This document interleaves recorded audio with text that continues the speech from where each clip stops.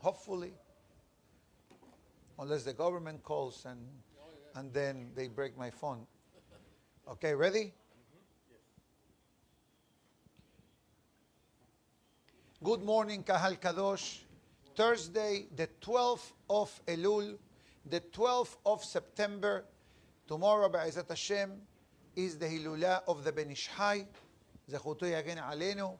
So we'll dedicate some of the class tomorrow to discuss about the life of this great Sephardic giant that although he's gone from the world for over 100 years, still he touches the Jewish nation's life with his magnificent Torah and Kabbalistic touchings. The Lighthouse Torah Project dedicated Le'ilui Nishmat, Devorah Feige Bat Shemuel, Ora Devorah Bat Shemuel, Leah Bat Yosef, and Esther Rivka Bat Avraham. Additionally, L'Refuah Shelema Menachem Mendel Ben Sarabasha and Hannah Bat Shani. The iTorah.com for the Shidduchim of Nechama Dina Bat Hanabatia, Eliyahu Chaim Ben Esther, Rachel Penina Bat Jenny, and Sarah Simcha Bat Sophia. Be'ezat Hashem, may they all find good and suitable Shidduchim. Amen.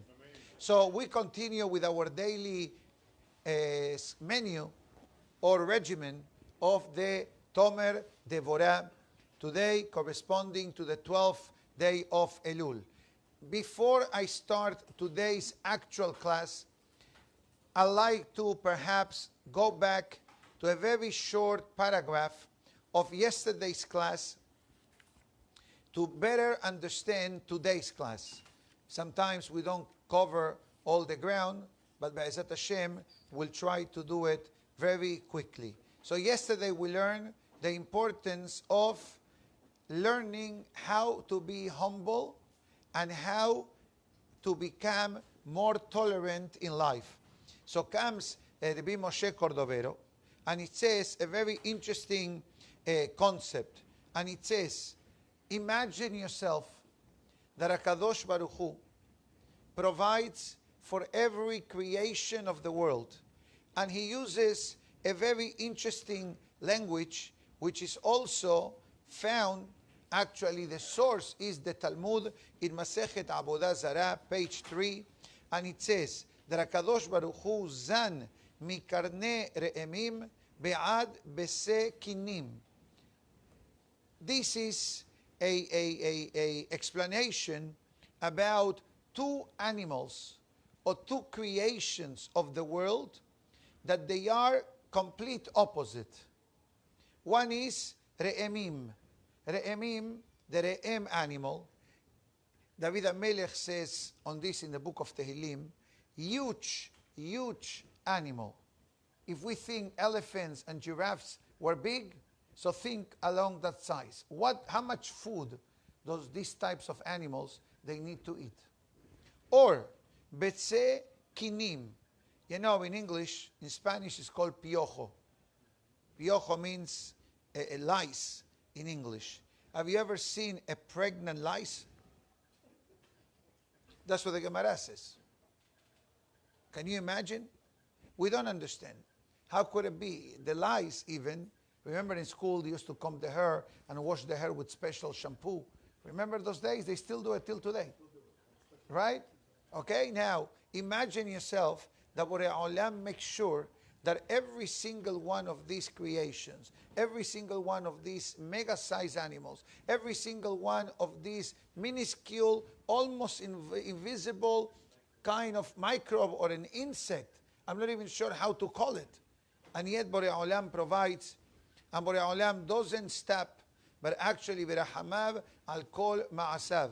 Borei Olam has mercy upon every single one of the creation. And Rabbi Moshe Cordovero says that a person needs to understand, like HaKadosh Baruch Hu provides for them, we need to give warmth and respect and proper treatment to people all around. Irrelevant, it says, Beriyah kalla sheba kallot. Even if this person that we may be referring to may be an excessively simple person.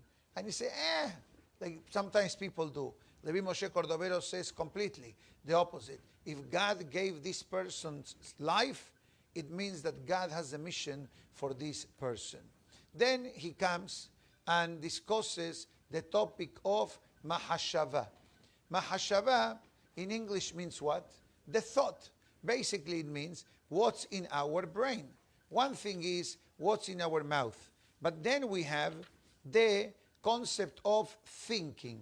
And let's be honest here. The mind of the person could be our best friend or our worst enemy. You know, there was a great Tzaddik. His name was the Tzemach Tzedek. Tzemach Tzedek, I think, was the third Lubavitcher Rebbe, alav shalom. And he said in English, in Yiddish, right? I don't think he spoke English, but it's right. But he spoke Yiddish for sure. And he used to say, "Tracht gut, vet sein gut." In English, in Hebrew, it's a very popular statement. Tachshov tov, yeh tov. Think in a positive way, and things will become positive. So that sentence actually comes from today's Tomer Devorah, that speaks about the importance of a person having proper, clean, pure, suitable, and uplifting way of thinking. But if the person internally brings themselves down, that affects the life of the person. That's why today, in our generation, there is a lot of conversation and a lot of talk about mental health. Mental health. What does it mean, mental health? How is the person here? Not in the heart, not in the body, but on the topic of mental health. And mental health, regretfully, it takes a toll, right? It takes a toll on the person. I don't want to say what I just heard, like a sick mind, because I don't think that is the condition. A sick mind, God forbid, it means a person who in purpose does things to hurt people and do things which are damaging. That is that explanation.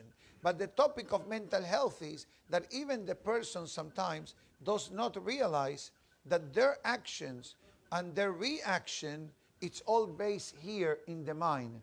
The person is imagining things in the sense of a person says, she's trying to get at me, he's trying to get at me, whatever case it may be. So today he says that a person needs to create a defense mechanism, mental, you know, in English sometimes they say mental block, create a mental block. So it says, we're going to create a mental block, he says, but we're going to use a positive vitamin, a positive formula. And which one does he provide here? He says, Tamid lo tifsok, Tamid lahshov mahashavot tovot. Never stop thinking on positive and suitable thoughts. Behara lo ikanes bah. It says, don't allow negative thoughts, negative voices. And let's clarify. I'm not talking about physical voices that, God forbid, sometimes people who may be diagnosed, I think, with schizophrenia, I think they hear voices. God forbid. That is a whole different topic. We're not talking about that kind of severe situation. That case, go see a doctor, go see a psychiatrist, go see someone that can help you overcome and bring the potential of the person out. But here he's talking about when there are not issues, there is no, how can I say, let me go back one step. There are people, in English there is a statement or a word, drama queen. Have you heard of this? What does it mean, that saying? Hazaku Baruch, thank you. We all agree that it means exactly what we just heard. A person that makes a drama or a disaster or a tragedy of every situation in life, or any matter that does not go their way. Now, what do you think that it does to that person, that kind of behavior, or that kind of attitude. It loses their mind. They dig their own grave. And as our statement says, misery loves company. God forbid. It's not only the damage that they do to themselves, but the damage that they cause to others. And others is not limited to strangers. Sometimes the biggest victims of this kind of attitude or behavior could be a spouse, could be the children. So here he's telling us, run away from that kind of thinking. Why? Because we are, as I said before, we are drowning in a cup of water. If God forbid, it's important because we're dealing with a very sensitive topic, and a topic that regretfully affects thousands of people.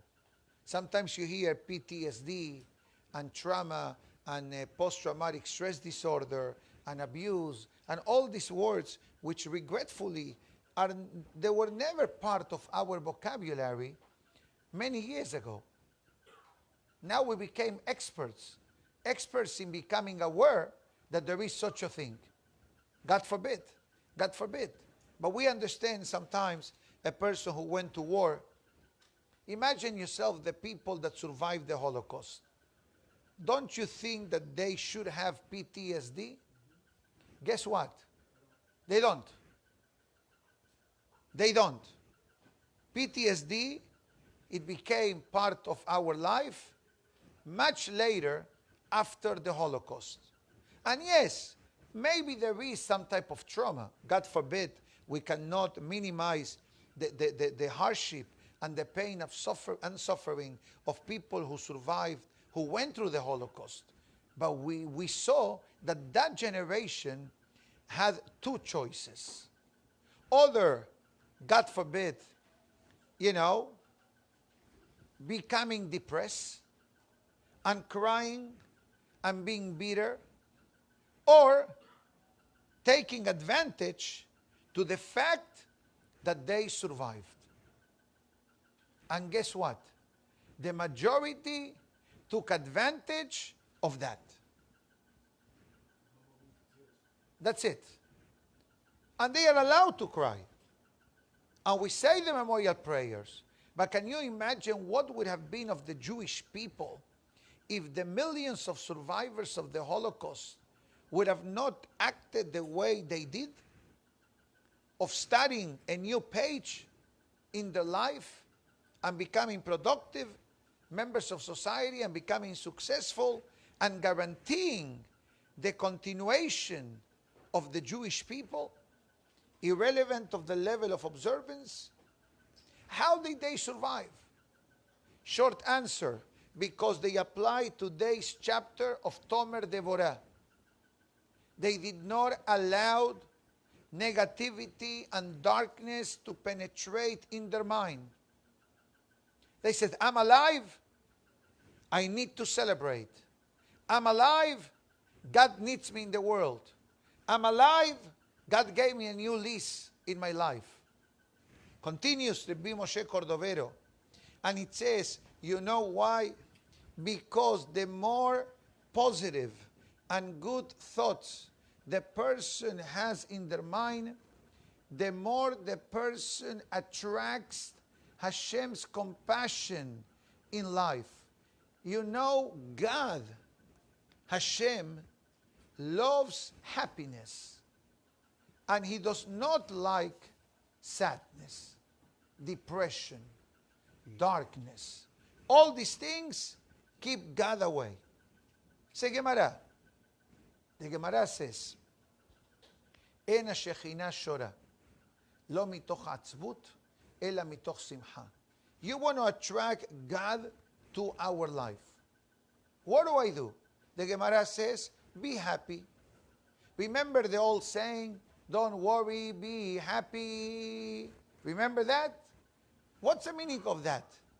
Don't worry, be happy. That song came from today's class too. True. Huh? Correct. But what do you think they get it from? Okay? Where do you think it's coming from? They understand the essence of the Torah.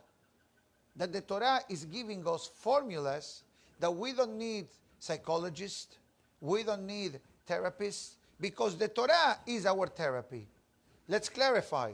Don't cancel your appointment for today.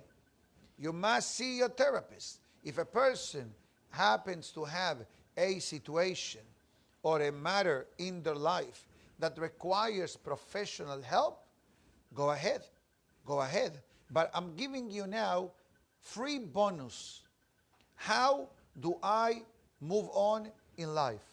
Because a person can get stuck in that situation and years go by and there's always someone's fault and there is someone to blame and the person is not really willing to take responsibility of, you know what, I need to shake up, I need to wake up. I need to become who God believes that I can become. Continues and it says, Kach ha'adam tihye mahashavto penuya mikol davar mechoar. It says a person must keep a clean brain. A clean brain. A negative thoughts comes to your mind, God forbid, send it out. What do you do to send it out? Good question. I'll answer you. God willing. Baruch אתה אדוני אלוהינו מלך העולם שהכל נהיה בדברו.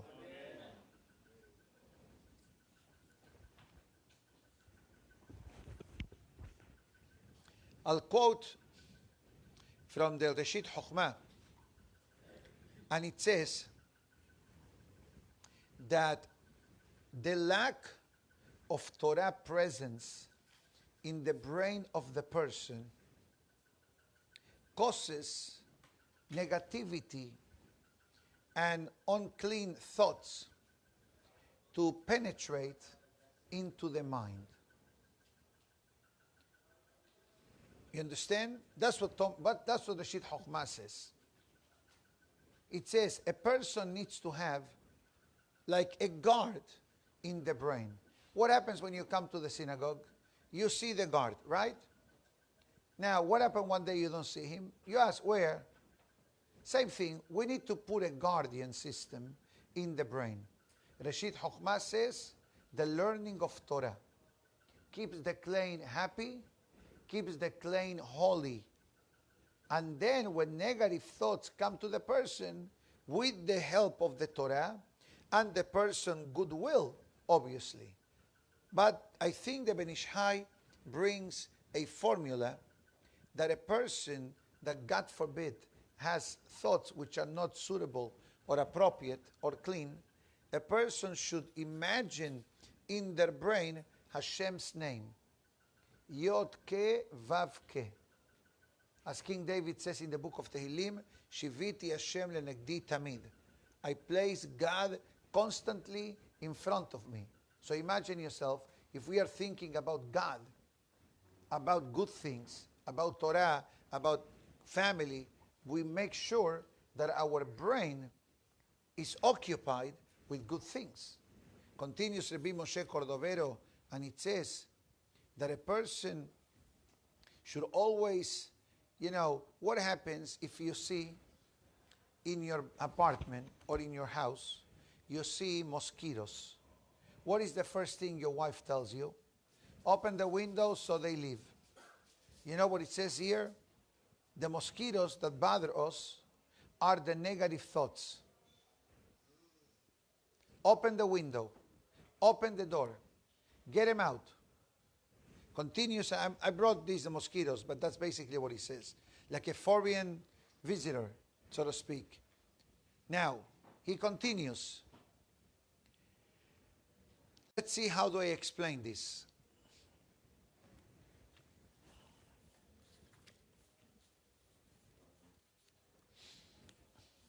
I'm going to throw in a few words which I'm not sure how easy are to understand or even to explain. But the next 2 or 3 classes between today and tomorrow, and even Sunday talks about different features of the face of a person. There is such a thing in Kabbalistic books known as Chokhmat HaParsuf, the wisdom of reading someone's face. There is such a thing.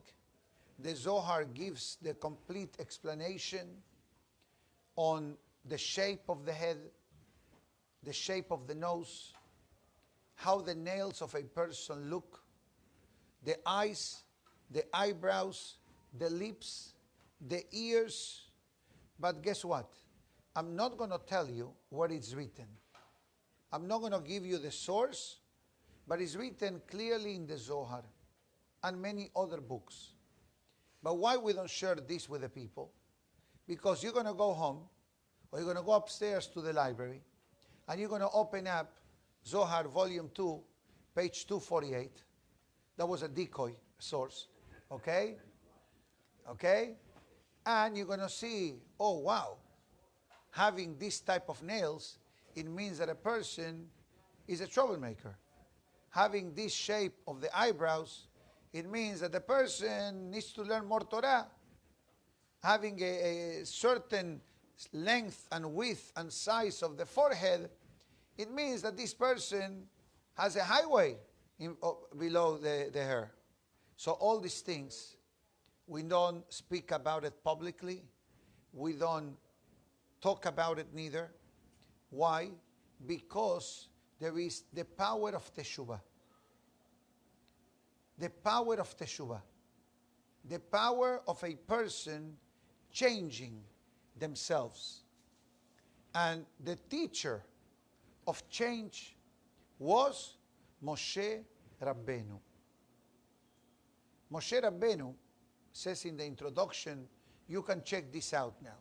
Chapter 4, Gemara Kiddushin, introduction, Tiferet Israel, commentary. And I'm keeping it short. Moshe Rabbeinu had all the potential not to become humble, not to become the great Moshe Rabbeinu. If you would have looked at the face of Moshe, he was more a tough cookie than a humble person. And the Midrash there, Midrash Peli'ah, brought down by the Tiferet Israel commentary of the Mishnah, discusses what was the let's call it the, I don't want to say the word DNA, but the personality of Moshe and how Moshe reversed his personality by becoming the great Moshe Rabbeinu. God says this to Cain, intetiv se'et. If you want to improve, if you want to become better, I'll carry you. So comes here and it says, the topic of the forehead. The forehead of the person. This is, in Kabbalistic terms, the whiteboard of the person's neshama. That's why no hair grows here, and it's visible, and it's exposed. We don't see the difference. To us, every forehead looks good and clean and shining. Okay? But from a Kabbalistic perspective, our actions are here. We don't see them, but it says here, let's say that a person is calm. The forehead stays stationary. But what happens if a person gets upset? How do I look? You see, look what happens to my eyebrows. Look what happened to my forehead right here. And it says that when a person gets angry, the forehead captures that emotion that is also shown by the nose of the person. Can you relate to what I'm saying? I hope I'm not sounding childish, but this is exactly what he's saying. He says, in your forehead should always be the good shaped forehead. What does it mean? Yerase et hakol. Accept everyone. And even those that sometimes they could make us angry, try to exercise self-control. Why? Here he says something very unbelievable. He says that when judgment, God forbid, comes to the person, it has a stopover by the forehead. That's what it says. And again, I'm using a simple way to understand, but it's nothing simple about what I'm saying. For example, the Gemara, we learned this in the Daf Yomi maybe 2 weeks ago, concerning utilizing Shemen HaMishha, the oil of anointment. So there is such a thing, anointing a Jewish king, and anointing Aharon HaKohen. And David HaMelech writes in the book of Tehillim, Zekan Aharon sheyored al pi midotav. It says that Moshe Rabbeinu pour the Shemen HaMishha on the forehead, on the forehead of Aharon HaKohen, on the forehead of David HaMelech. Shemuel HaNavi also anointed him. And what was the formula to know if this person that was going anointed was the God-chosen leader or next? If the oil will spread through the forehead and will go down the cheeks and will stay on the beard. And that's what the Pasuk says, Zekan Aharon, the beard of Aharon HaKohen. And the Gemara explains that there was a miracle. There were 2 drops of oil suspended here, and they will climb up. When he will not be eating, the drops of oil will stay down. But when he will eat, that there is a lot of movement of the jaw of the person's face, so to speak, the drops will climb up and will stay right here. Check the Gemara in Masechet Keritut. This is what we learned 10 days ago, I think, in the Daf Yomi. We don't understand. You're telling me that the oil, the brothers of David HaMelech, the oil went through the face of David HaMelech. That's why it's called Mashiach. Mashiach means what? Anointed one. Shemen HaMishha, listen to the words. Shemen HaMishha, the oil of anointment. The same letters. We anoint Mashiach with the oil of the Bet HaMikdash. We anoint the Kohen Gadol with the oil of the Bet HaMikdash. Where was the anointing came from? It came on the head a bit. It traveled through the forehead. If the person was the right person, the oil stayed down. And what happened if the person wasn't? The oil will slide off. Through the, below, above the eyes. From the head. That's it. Out. It's sliding off, doesn't stay. You need crazy glue. You understand? Continues, and it says that when a person has a good personality, and again, I'm not expecting, or I'm not saying that from 1 minute to the other, we're going to become the Saddiqim that Rabbi Moshe Cordovero is talking about. But I have some good news to tell you. This is not to become a Saddiq. This is to become a good person. Saddiq will be determined by your Torah learning, by your observance, by your behavior. But this is fundamental. It says you want to remove drama from your life, you need to work on it. You need to work on being content, on being happy, of taking vitamins daily. You go to Whole Foods, right? Okay? You go to Whole Foods. How many different thousands of products they have? Vitamin a day, vitamin C, D, B12, iron, zinc, garlic, kelp, echinacea, golden seal, propolis. Talk to me. Talk to me. I am. But I stopped. When we were younger, I think we used to take more vitamins than now. Because I felt better without taking them. Can you imagine that? I don't know. Food, eating healthy, etc. But I only gave you a sample of a handful. If you want to find a vitamin in a pharmacy or a health food store, you need to go through the ABC. Because that's how zinc is always at the bottom. Echinacea always on the top. Right, Professor? He can tell you also. Okay?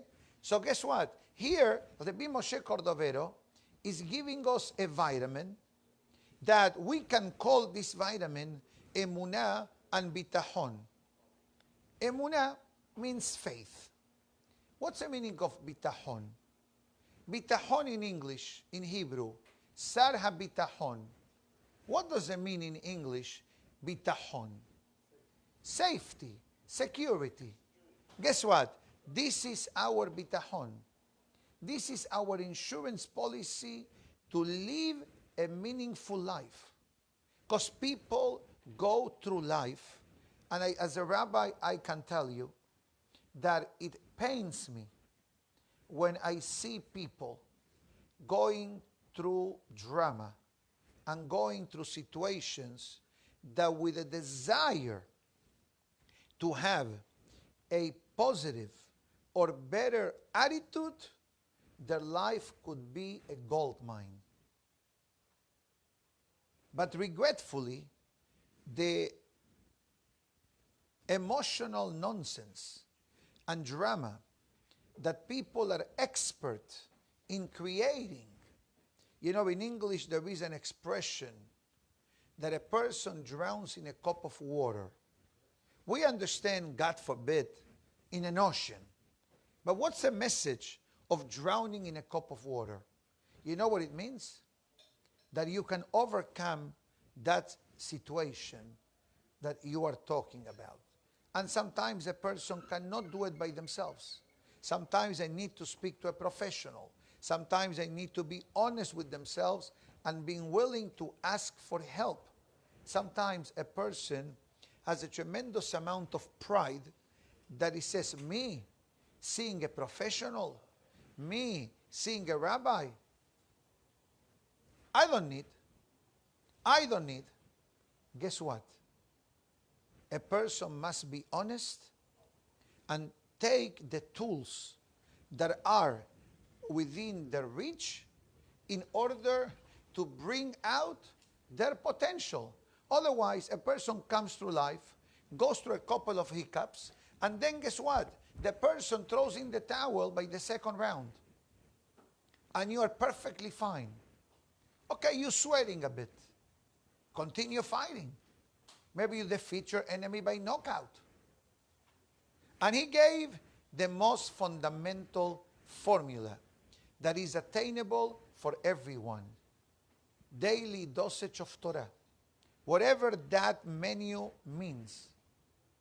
If it's Emunah, if it's Bitachon, if it's Shalom Bayit, if it's Gemara, if it's Perashah of the week.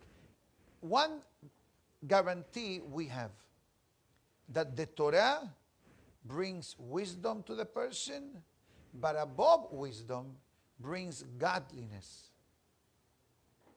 Godliness into the person's life. And once godliness, but intellectual godliness, don't tell me I'm connected with God through my heart. That's beautiful. That doesn't take care of the brain. Because the heart and the brain not always see eye to eye. Many times they argue. Emotions and intellect.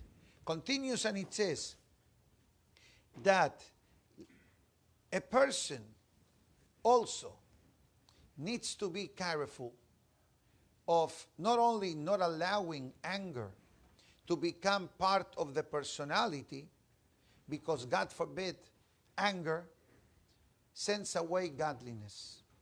We need to know this. Anger is a trade-off for godliness. Godliness and anger cannot dwell together. Why?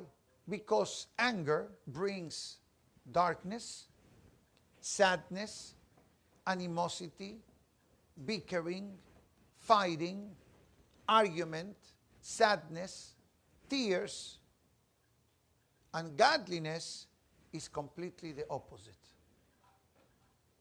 Peace of mind, tranquility,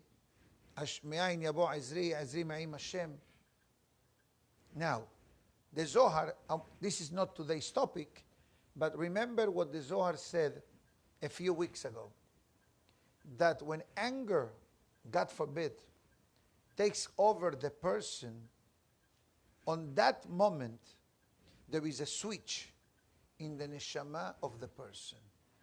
There is a trading. The good neshama, the happy, pleasant, smiling, godly neshama says, I can't talk to you. You need to find the right time, right, to talk to your spouse. You need to find the right time to ask for a loan. You need to find the right time to ask for a favor, correct? The neshama says the same thing.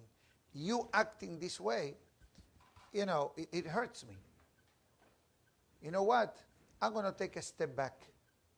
Once you come down and you are in the right track, I'll come back to you. So then your question is, so how can the person doesn't collapse on that moment? Because the Zohar HaKadosh says the good neshama lives. Torfim nafshe ve'apeh. They smack the face of the person with the neshama. Say, what are you doing? You have a gold mine, you have a beautiful date, you have everything for you, and now you act like a child? It comes the Zohar HaKadosh and it says, there is a volunteer who says, not to worry, I'll keep him company. I'll keep her company. Who is this volunteer? The Yetzer Hara dressed in black. In black. I don't mean men in black. Dress in black. Meaning to say, negativity. Negativity is darkness. And let's clarify that we understand that, God forbid, could be situations in a person's life that there is a bit of sadness. For example, losing someone, God forbid. Doesn't matter who. Being in the year of mourning, being in the 30 days of mourning. God forbid, going through really, really medical, serious conditions. God forbid. But when none of the above applies, the Gemara asks, Da'aga menayin. Why are you worried? You may say, Rabbi, it's nature. Guess what? I don't disagree with you. But I think that one thing is, let me think how I'm going to handle this situation. Let me think, let's talk about it. Or saying, Uli, what I'm going to do, ta-ta-ta-ta. Suddenly you bring all the tragedies of Tisha B'Av in one day. In your brain. And that's why he combines anger. Where anger comes from? Where? Ego. But from which part of the body anger comes from? Heart? He says the heart. And you say the mind. Both answers are correct. But the mind, moach shalit ala lev. The person needs to use the brain, not only the heart, because the heart could be deceiving, because you deal with emotions and not with an intellectual way of thinking. And he continues and it says, תהיה תמיד נוח לבריות. Aim to be nice to people. Noah means pleasant. Why Noah was called Noah? His real name was not Noah. His name was Menahem. Noah from the Torah real name was Menahem, according to Mefarshim. Why they call him Noah? Many reasons. One pasuk says, Ze yenahamenu. He's going to console us. Because till Noah's times, people used to work the fields and the land with their hands. Noah was the inventor of many tools that people were able to work faster and better and not dig a hole on the ground with the fingers. You understand? That's one. But why was Noah called Noah? What's the meaning of the word Noah? And the Mishnah says, Noah laberiot.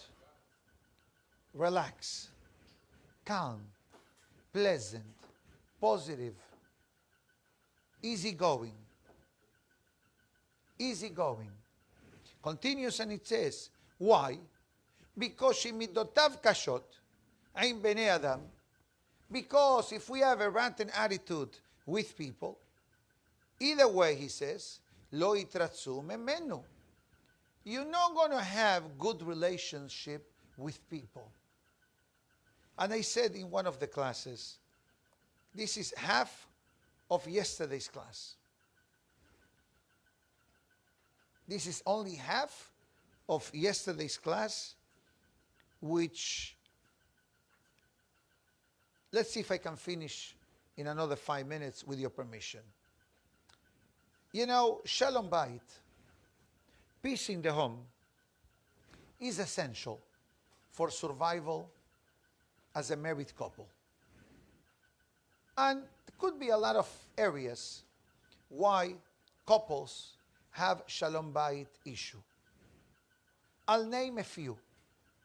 And I hope that what I'm saying is only just to say a few words. And God forbid, no one is going through this in their personal, private life. One area, it's called Ga'ava. Ego. Arrogance. Haughtiness. Another one is called Kaas. Anger. Anger. Anger. I personally, and I say this publicly, I cannot stand anger. Baruch Hashem. If I sense some level of anger, I take a step back. I take a step back. Call me extremist, call me fanatic. I love what he said today because I have seen with my own eyes the damages that anger brings to people. I witnessed as a professional, as a rabbi. I don't want to say family because Baruch Hashem, thank God. But I witnessed as an outside observer how anger kills relationships, kills their children. God forbid. Because now there is a lot of anxiety. Chas v'shalom. Then comes family. Family could be your best ally, and family could be your worst enemy. I remember many years ago that we had a situation between the mother and a daughter. I'm not even talking about mother-in-law and daughter-in-law. That's a whole shi'ur by itself. And I hope the wonderful ladies don't get offended to what I'm saying. But the Gemara says that between mother-in-laws and daughter-in-laws, could be a little bit of things. So if everything is fine with your daughter-in-laws, should be celebrating every day. The mother believes that the daughter-in-law kidnapped her son. And the wife believes that the mother cannot let go of the umbilical cord of her son. You follow me? Beautiful. Everybody's nodding the head. So I hope that you're saying, yes, Rabbi, you are right. Okay, Baruch Hashem. The Gemara says, I'm only telling you what it says in the holy books. I may add my comedy touch here and there, but everything that I tell you, it's written black and white in many sources of the Torah. Look on that statement on Masechet Sotah, the last Mishnah that discusses the 15 events in the world that are telling us that Mashiach is on the way. And one of them is this, Kala b'hamotah. Mother-in-law, daughter-in-law relationship. Anyways,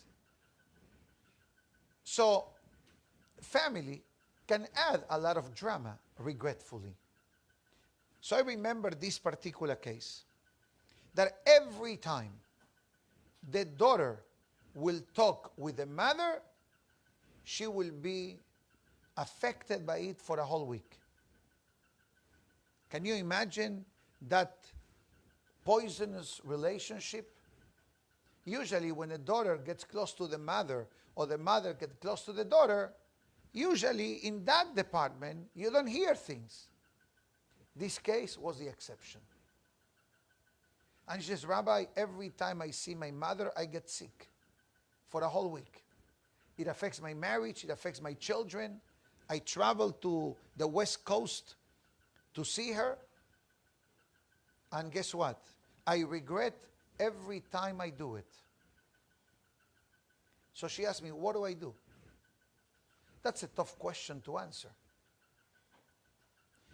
So I didn't know what to advise to this person. And I respectfully ask everyone, don't draw conclusions from my following answer. Each case must be handled by its own situation, its own personality, its own case, etc. So the advice she was given by a professional and by a senior rabbi. I was very young when this question came to me. Don't see your mother that often. Keep your distance. So then you come the question, how come? How come the professional, the psychologist is telling me if you love your husband and your children, cut the relationship with your mother. Now you say, Rabbi, how dare can you say that? There is a 10 commandments. Kaved et avicha ve'et imecha. Honor your parents. We all agree on that. Honoring your parents is like honoring God. That's why they are written on the same side. But if God forbid, when you try to honor your parents, instead of honoring them, you curse them and you insult them, you're not fulfilling no mitzvah from the Torah. To make a long story short, fast forward 2 months, that the only way of communication was via phone and via letters. This is before WhatsApp and FaceTime and video. So the mother decided to surprise the daughter to come and visit her to Miami.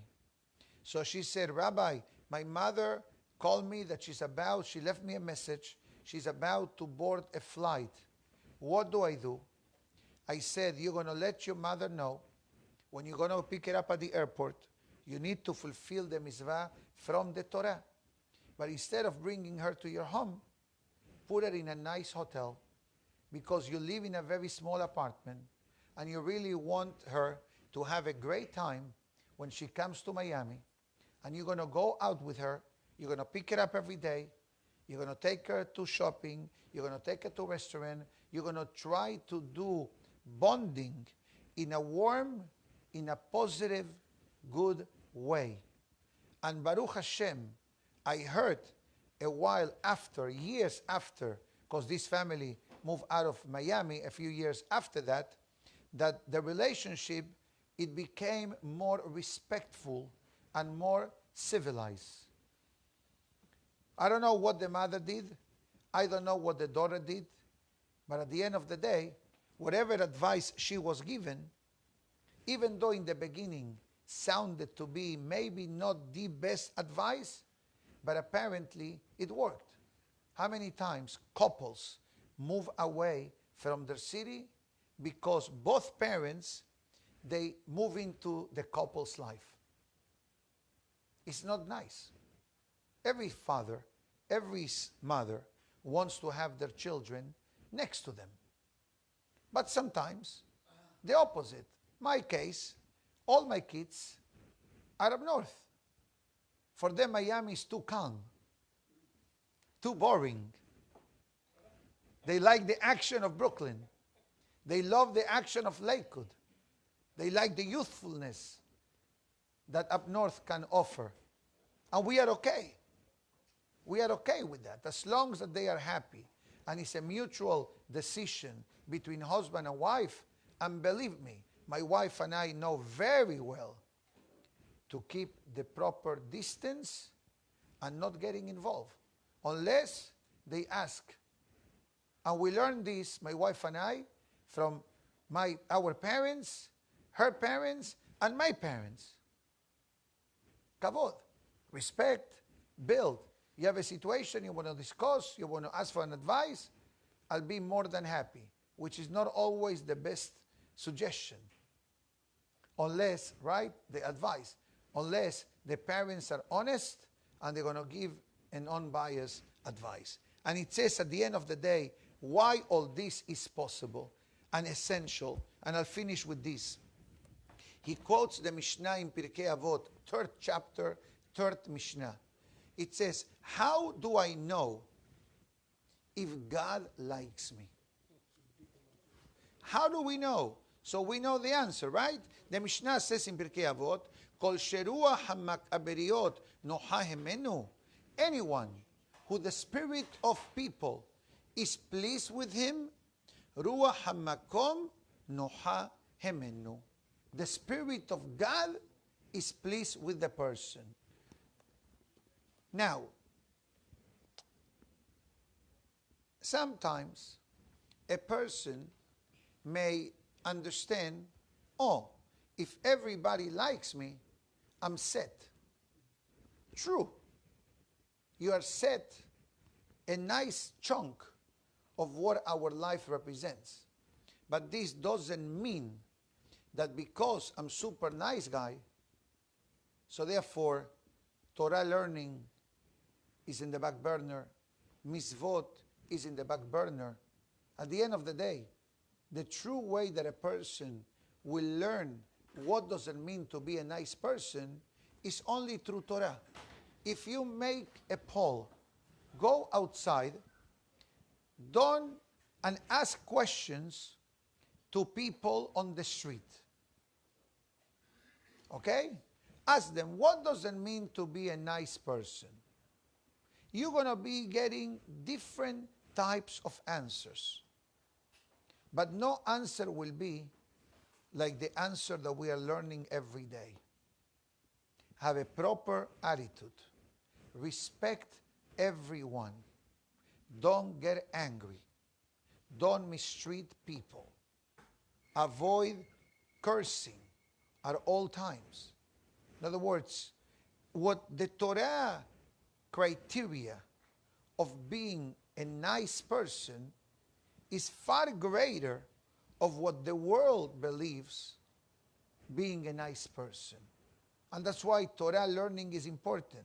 Not only to have a safety net around our mind, our brain, but also to understand what does it mean being a nice person. And believe me, that if the world, look at the word I'm saying, if the world would apply what we learned today, the word divorce will be erased from the face of the earth. Look at the words that I'm saying to you. There are exceptions. Inappropriate behavior, God forbid, addictions, and different situations that can make a marriage very challenging. And you really need help when it comes to those type of cases. But here we're talking about what God expects me to become. This is it. I can't continue, but I'm reaching the hour. And I think that everybody is getting ready to do some work today. I know, Miami. We can afford to start late in the world of business. But Be'ezat Hashem, may all these beautiful messages of Rabbi Moshe Cordovero and Pirkei Avot and Reshit Chochmah and others truly help each and every one of us develop the potential that we have. Because if a person will put in their mind, I want to become the best that I can be, we're always going to find an opportunity and a room to grow. Not a room to go. That's a furniture store. Okay? I'm talking about a room to go. I gave him a free advertisement now. I hope IKEA doesn't get upset. How come I didn't mention them? All right? Okay, my good friends? Have a lovely day, everybody. We'll see you later.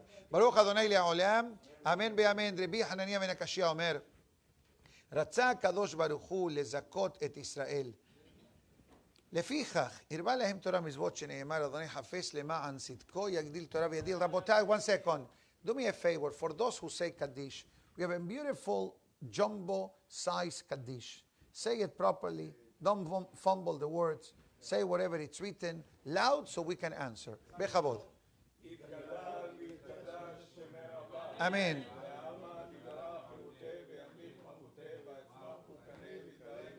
Amen.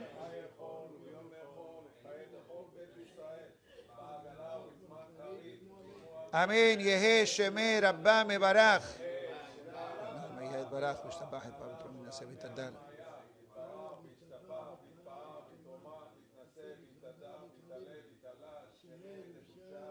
Amen.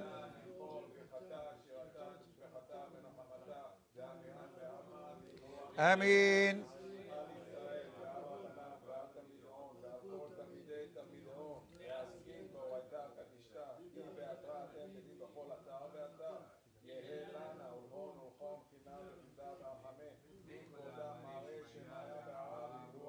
Amen.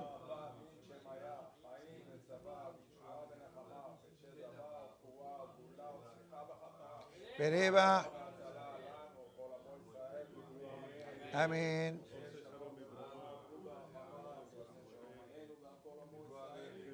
Amen.